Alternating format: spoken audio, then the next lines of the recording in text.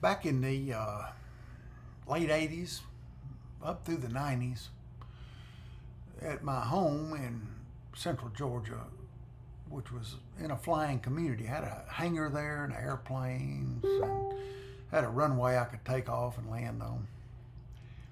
Right there at my home, we used to have some pretty good parties, and the central part of it was music. We would have live bands. I had some friends and that would come and play. We had some wonderful live music, and we'd smoke sometimes 100 chickens, smoke a hog, that sort of thing. Barbecue, four-wheelers, kids running around on bicycles, soccer playing, just fun. We'd open the hangar up. It was pretty big, 3,000 square feet in the part where the airplanes went. So people could move in and out of there. The band was usually in there in the shade. And one day we had one of these parties on a weekend, Saturday probably. And my wife had invited some people from church. Now I didn't go to church with her or with them, but they were certainly welcome, and there was probably 25 of them that came, to our party.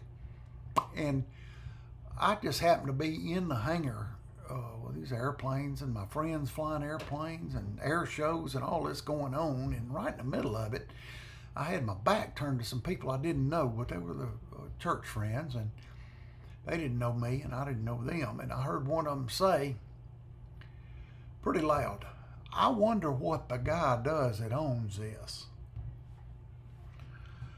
Well, that's a softball if I've ever seen one teed up. So I turned around and I said, "He invented the Floatus Valve."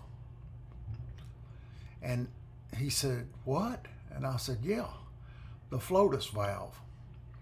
Now, I had heard maybe 20 years before a guy use that expression in a joke. And I really didn't know what it was, but somehow or another it just seemed to fit.